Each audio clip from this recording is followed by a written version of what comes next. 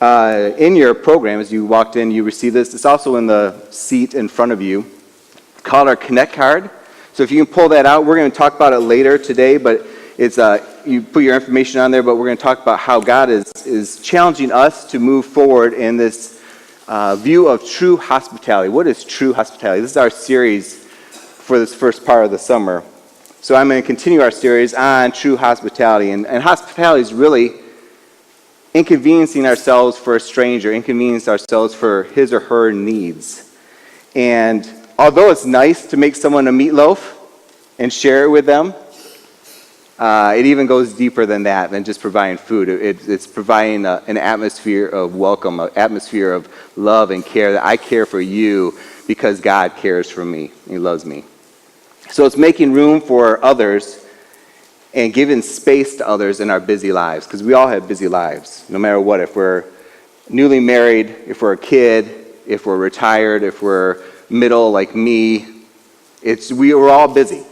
We got so many things going on that sometimes we miss an opportunity to be hospitable to someone. So I need to confess to you that I'm a task-oriented person. So if I ever run by you and don't say hi, that's not a slight to you. That's just my problem.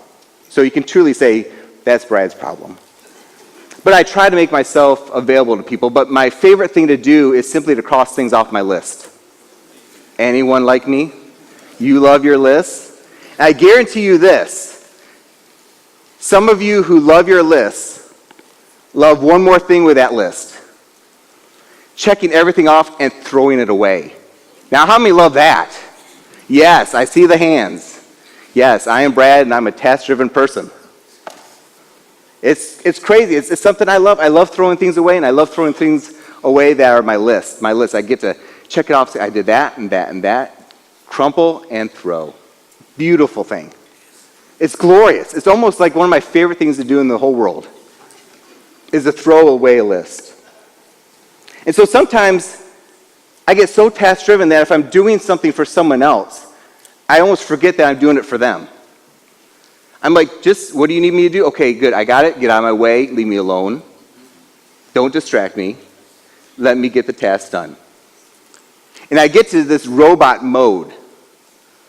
This must complete task, must get it done, get out of my way. I get so focused.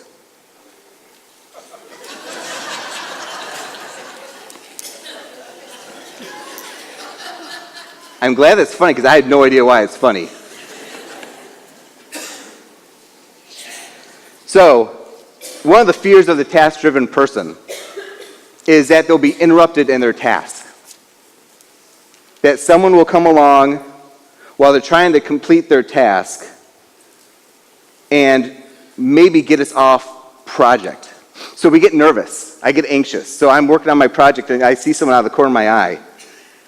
And I'm sensing that they may want to ask me to do something which makes me stop what I'm doing here, my project, and pick up what they're doing.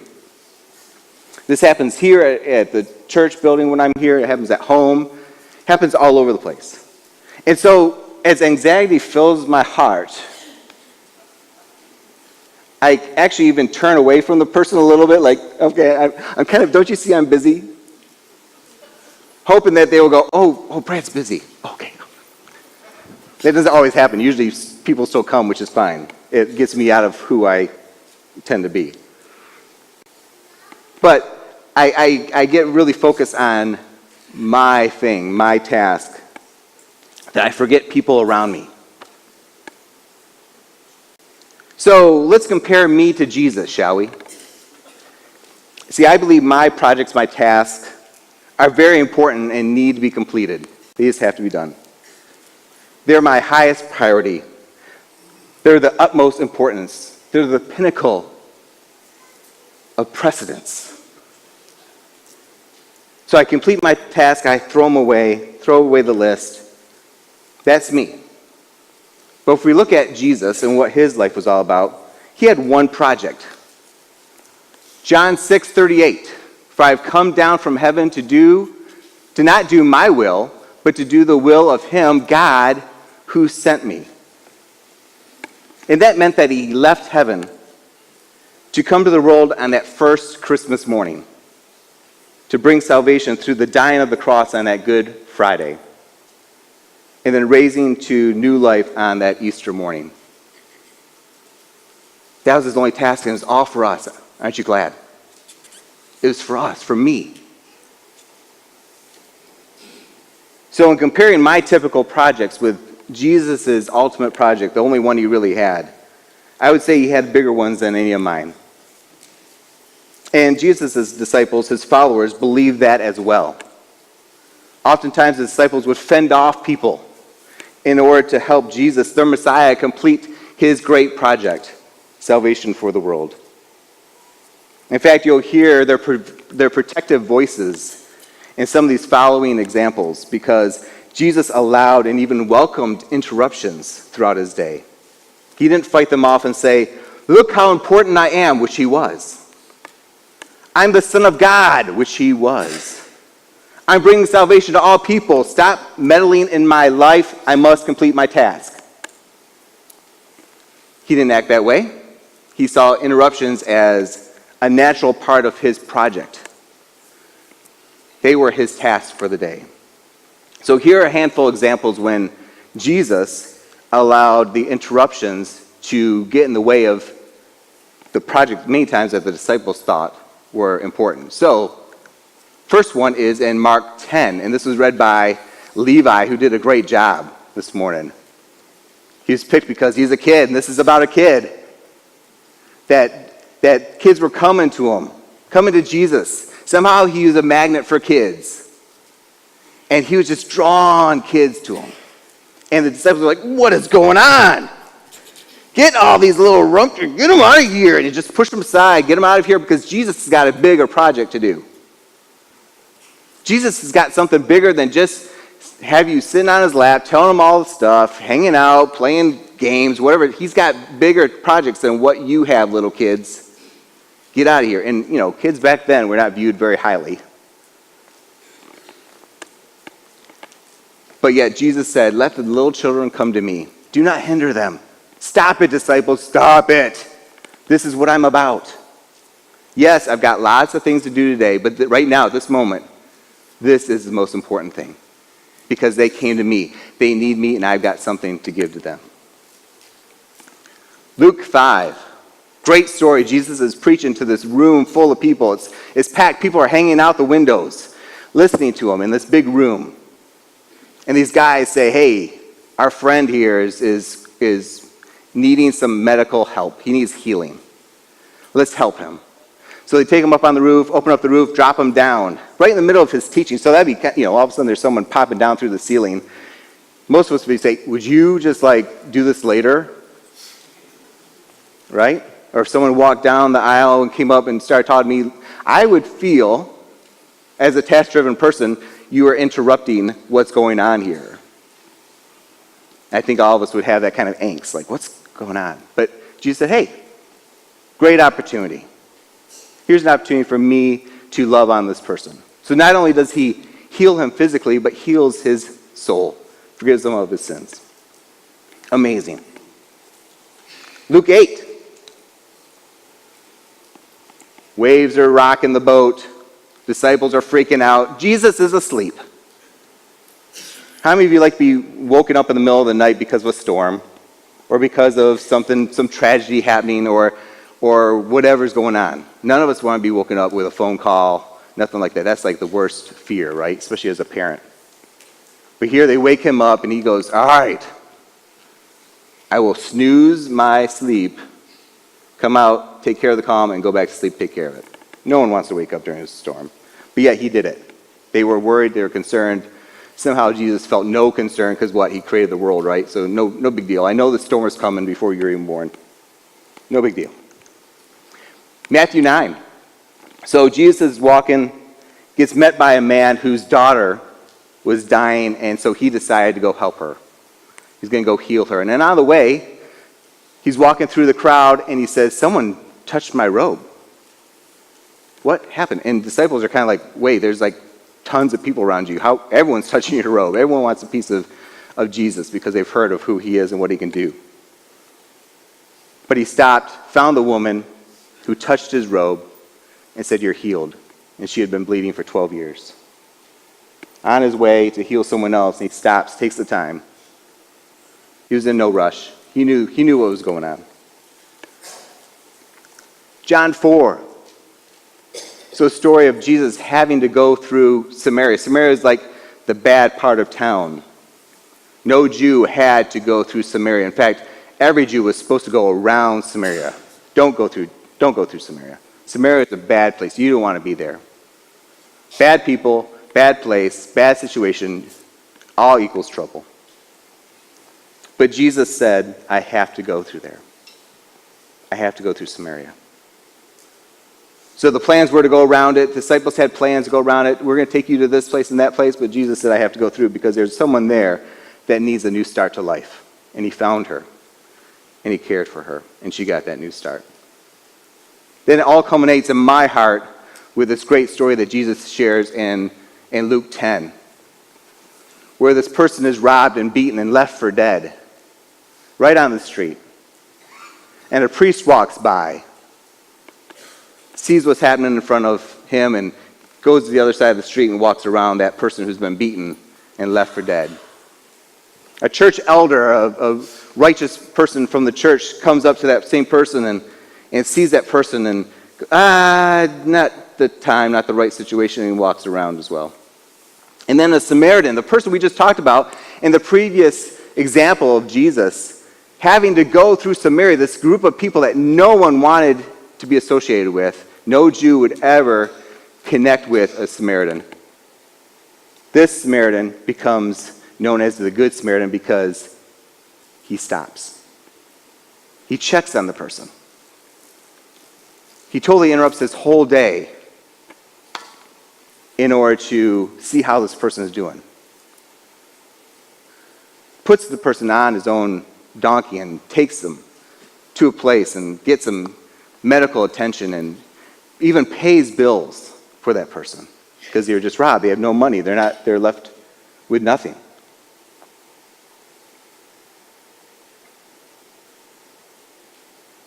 These examples are just a few ways that Jesus said, I want to be interruptible. I want to be open to the opportunity to minister to someone that's not on my radar at the moment. Again, his mission is to do whatever the God has planned. Do whatever the will of the Father is. So, 6 years ago, my family and I had the opportunity to go to a church called Maranatha Baptist Church in Plains, Georgia, for a Sunday school. We were really excited to go to this Sunday school in Maranatha, Plains, Georgia, which is in the middle of literally nowhere except peanut fields. You might be like, why is he going to a church in Plains, Georgia for a Sunday school class? Well, it's because that is where the 39th President of the United States teaches Sunday school pretty much every week, Jimmy Carter.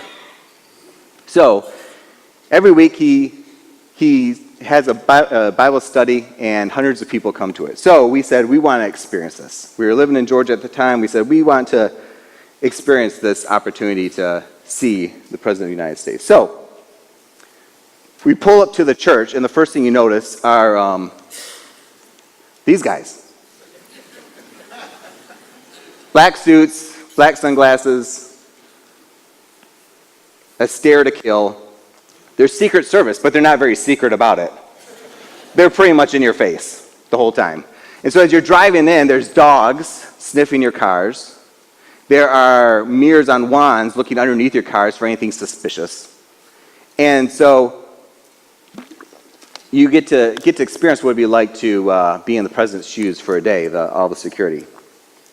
And so we got out of our car, walked on the sidewalk, did not walk on the grass. I was scared to walk on the grass.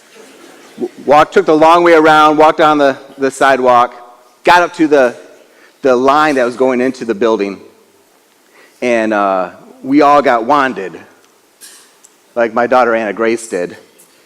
By the way, that first picture was just like quick. It was not like, hey guys, can you pose? You don't do that to secret security. You don't do that. You just kind of take it underneath your arm like this, click. And so Anna Grace they're using that wand metal detector, trying to figure out if she's got anything, because she looks pretty sinister there at 6 years old. And so she's getting wanded, and we all get wanded. Then we go in and sit down with about 300 other people in this church, about the size of these two sections. It's packed. And so we get seated. We're all squished in. And about 9 o'clock that morning, out comes Miss Jan. Miss Jan introduces herself, and for about an hour, she tells us the protocol for being in the room with the president, which took an hour to tell, because there's a lot to learn. So I'm not going to take the next hour and tell you, but I will take the next few minutes to tell you a few of the things that are really important when you're in the presence of the president. He's never a former president. Did you know that? You never call a president former president, or ex-president, or old guy that's no longer serving. You don't call him anything but Mr. President. Say President Jimmy Carter. That's who he is forever and ever, because he's got Secret Service. So she shared some details about him. Did you know that he is the only president to ever have Bible study while in the office? He would have it regularly with his staff, just like he was doing that morning. The only president to have Bible study in the White House. She also shared that you don't interrupt President Carter. You don't do anything that disrupts his day, the protocol. Because while you're sitting in the service, there are guys in black suits and black sunglasses sitting around you with guns all over their body, ready to go. And you don't want to be a part of that. So don't interrupt, don't approach, don't do anything that would distract him from the day at hand. She shared also that he is intentional about learning something new every day. Every day he figures out something new to learn. A new skill, a new piece of knowledge, something that makes him a better person. Every single day. So we just listened to her talk. It was very interesting. If you ever get the chance just to go hear Miss Jan, that's worth it. An hour straight of this is what life is like for the president, and this is how you are to act around him. Then she said, okay, there's going to be some things that he wants to learn about you. He wants to learn about where you're from. So at a point of time when he arrives, he'll ask, will you stand and say where you're from, what state you're from? Now the key is, she said, do not say the same state you've already heard. So if you stand up and say Michigan, and someone over here goes Michigan, he's going to scold you. He already knows Michigan's represented. Do not say Michigan again. If he hears Michigan again, he will stop this procedure, and we're done. I'm like going, holy cow, I thought the Secret Service was tough. Miss Jan's got a leg up on them. And so, she went on to tell about how he just will ask for states, and you say your state, and you're done. If there's 50 people from the state of Pennsylvania, he only wants to hear it once. Doesn't want to hear from all 50, because he finds out, yes, they're from there. Great, no problem. Then she said, he will ask for pastors to stand, and one by one, he'll ask them what denomination they serve and where they serve it. He said, you can repeat these, because he honors pastors. He appreciates pastors. He knows the job that they do. So I said, awesome. I'm a pastor. So he starts over here and goes through, she said, she's going to start over on this side and go this way. And ask for people. He'll look at you. And once he hears your denomination and your city, state, he'll say thank you, and you sit down. Do not do anything more. You just sit down. Appreciate the opportunity to be in the presence of the president. So we're like, yes, ma'am. She told us also that after the worship service, the president and Mrs. Carter will be out in the lawn if you would like a picture with them. Now, there's some stipulations with the picture. One, you get one picture. You don't get multiple ones. You don't get to take a picture and then go look at the picture and say, no, can you get a little bit wider, a little bit taller? Can you do it this way? No, they will take the picture and you'll live with it. Got it, Miss Jan. No problem. And so she said, the one thing that you'll notice is that Jimmy and Rosalind will hold hands. They hold hands because they're in love. And no one breaks that love. So please do not try to get between them. And put your arms around both. Say, look at this! Because they will scold you and then walk you off to a secure location of which you might not be seen again. Do not get in between Mr. and Mrs. Carter. They don't like that. So, all that being said,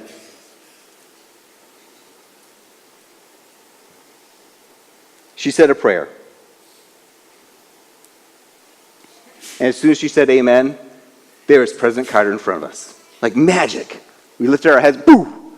He's like, thank you, Miss Jan. Good morning. We all said good morning because he said it, so we're going to respond. He paused, so it was okay.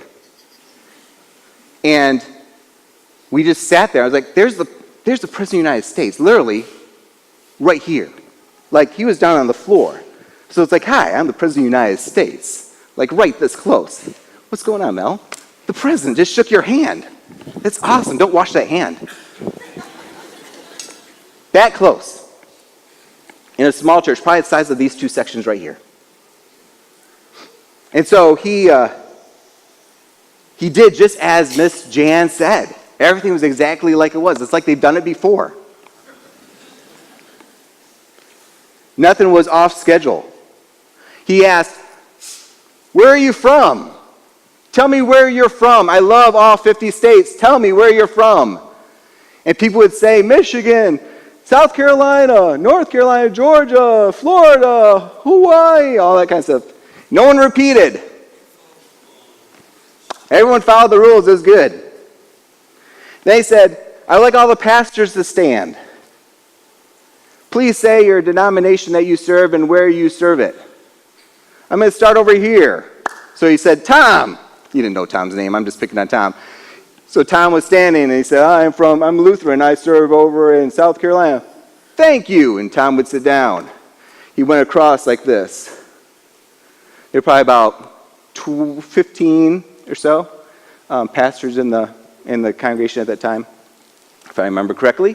So he kind of went across. Now, I was sitting back there by the Wickles. Hi, Winkles. How are you doing? Yeah, right back there. So I was kind of mid-back of the congregation with my family.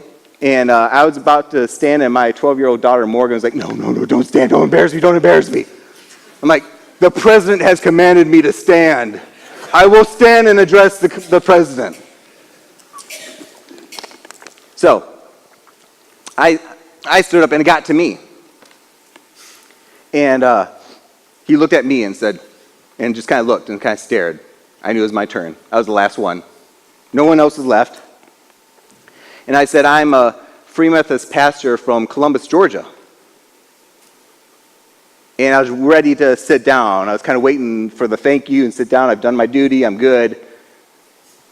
What's going on? And he kind of just stood there and he kind of looked. He went, free? Free? What is a Free Methodist?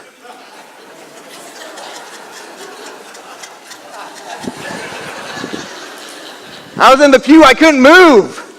I'm like, you're just supposed to say thank you, and I'm supposed to sit down.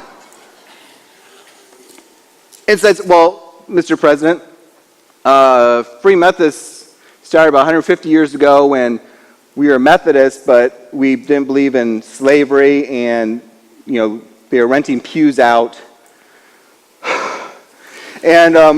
And they weren't allowing, the Holy Spirit to move in the services, and so we got kicked out, and we liked the free part of it, so we became free Methodists. And he went, Rosalind, who was sitting about 5 rows in front of me, his wife, Rosalind, for you who are under 40. So, Rosalind, that man is a Free Methodist pastor. And she turned and looked at me and said, once a Methodist, always a Methodist. See, she was raised Methodist, but now is at the Baptist church with Jimmy, because that's where Jimmy is doing his Bible study. And I'm going, I'm having a dialogue with the President of the United States. This is crazy. You all Lutheran and Baptist people, you preachers, you just sit down. You get your thank you. I'm going to talk with Mr. President Jimmy Carter. And so he looked at me and said, thank you. And I said, so I sat down in my pew, just exhausted. You know, it's like, if I say the wrong thing, am I going to get swept away and taken and never seen again, you know? So he goes through what the day will be like. He says, all right, so today I'm going to do my Bible study and where I have a great time and learn about God. Then he said, I would like the Free Methodist pastor to pray for our Bible study.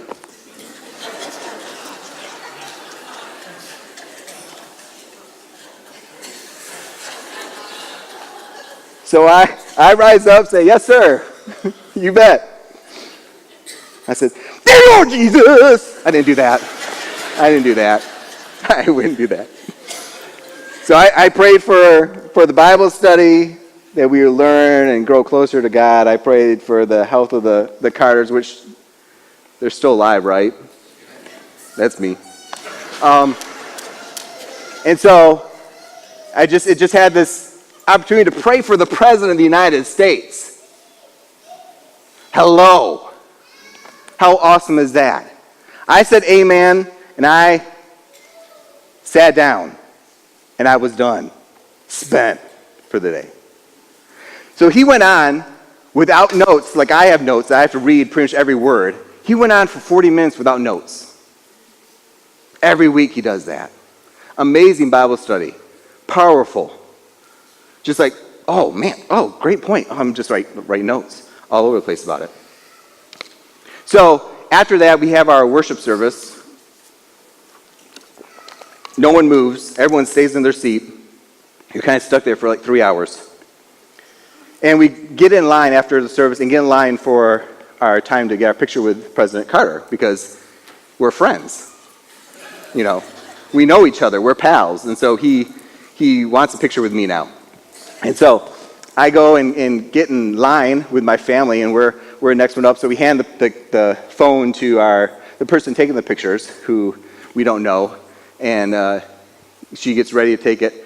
And we come up, and we were trying to follow the instructions that were told by Miss Jan of being around the president and Mrs. Carter, not touching them, not being too close. But then he does this. He lets go of Rosalind's hand and grabs my daughter and brings her out in front of him. That's Anna Grace, who was just wanded a little bit ago. But you see his hand there on Anna Grace's shoulder? And we're actually like, my shoulder's touching his, like, because we're BFFs and best friends and stuff, and now we're Facebook friends and everything. It's really awesome, and I share pictures of our family reunions with him and stuff. Small little guy.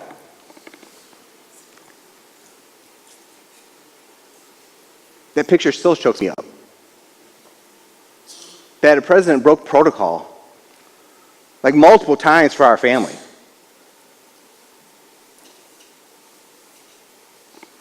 Do you think I'm going to tell that story to my grandkids? They're going to get tired of that story. The day that I went and met President Carter. Whatever your political stance of him, he's an amazing guy in my heart. He's done a lot of good. Very busy man with lots of responsibilities. Yet he took time to talk to me, to have a conversation with me, and make me and my family feel special, appreciated, welcomed, created memories that will last forever. And the amazing thing is, he wants to learn something new every day. He learned about Free Methodism from me, from some lowly pastor in Spring Arbor. Just amazing that he interrupted his whole day. I mean, we talked for a few minutes. It's not like we talked for an hour. But, that took time from his Bible study. Took time from his day. Man, the lesson I learned is no matter how big or important you are, you've got time to make room for other people. You've got time to be hospitable to other people. You've got plenty of time to stop and care about people.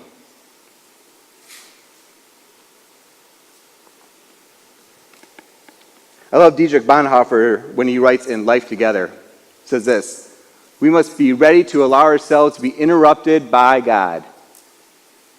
God will be constantly crossing our paths and canceling our plans by sending us people with claims and petitions. We may pass them by, preoccupied with our more important tasks. It's a strange fact that Christians and even ministers frequently consider their work so urgent and important that they will allow nothing to disturb them. Do you think they think that they are doing God a service in this? But actually they are disdaining, which means hating, God's crooked yet straight path. I love that because God places people in our lives all the time, every day, literally every day.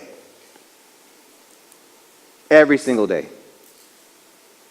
That need a touch from God, and we are God's hands. They need a taste to see how good God is, and we can offer that menu to them.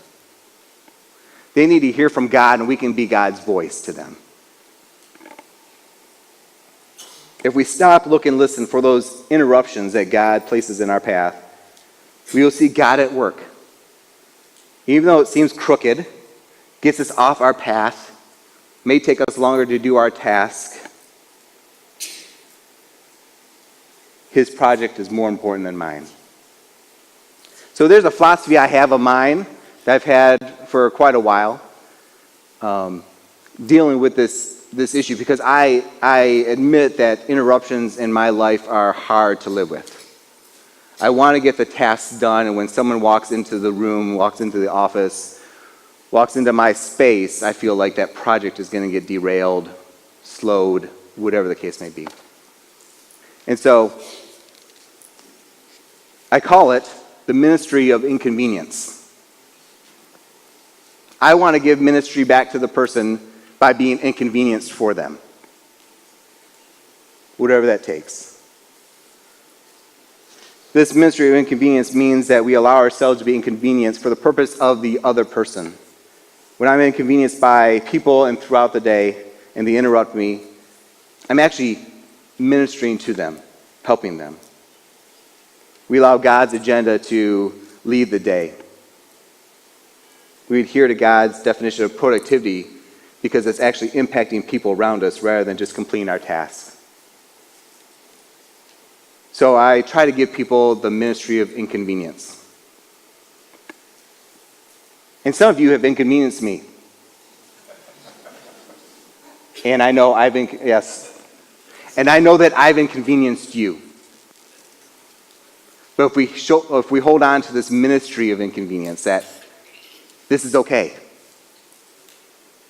If Jesus can be inconvenienced, can we? So here's a couple of my ministry of inconvenience ways of doing it. So, when I'm in my office, I try to leave my office door open. It just says I'm welcoming you. You don't have to knock. Come on in. There's times, like when I'm preparing for a message like this, that I do close my door, I put something over my window that says, I'm studying, I'll be out soon. But that's just a handful of hours a year. Most of the time, it's always open. I love that about our staff. Our staff has this ministry of inconvenience, leaving their door open all the time. I love it. They're great at it. And they're welcoming, too. I'll knock and say, hey, is this a good time to chat? Yeah, come on in. But the door's already open, ready to go. Another ministry of inconvenience that I try to do here in the office is turn from my computer. That speaks a lot to people. So if I'm here typing away, typing an email to, President Carter, hey, life's been great, how are you doing? What's going on down the South, How have you solved the world's problems? How's Habitat for Humanity? All that kind of stuff. And then if someone comes to my door, I can easily be going, yeah, what's up? I'm writing to the president. But instead, I turn. My chair swivels. It's pretty magical. Some of you may have a swiveling chair too. You might want to use it. So here's the computer and I swivel all the way around. Say, hey, what's going on? That 90-degree turn says so much. Because I've had people do this. Hey, Brad, what's up? Yeah? Oh, that's too bad.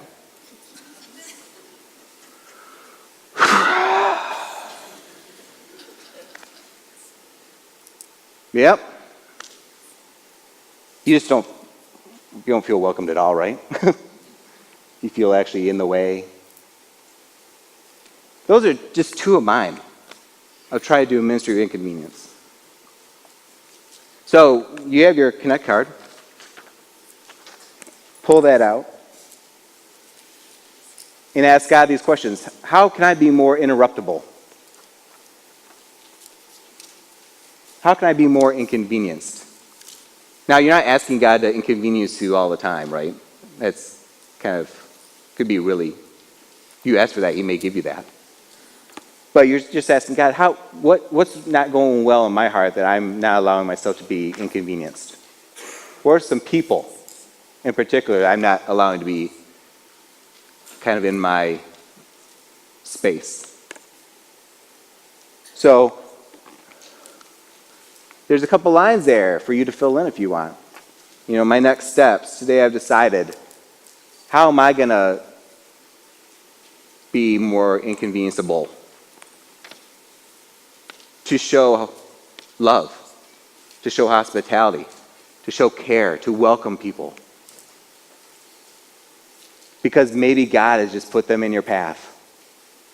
And you don't want to be the priest who walks around the person who's been beaten. Even though you can't tell they're beaten, maybe they are beaten on the inside. Maybe their heart is pretty torn up and they just need someone to talk to. Maybe they just need a friend. Maybe they just need to say hi. So take a couple moments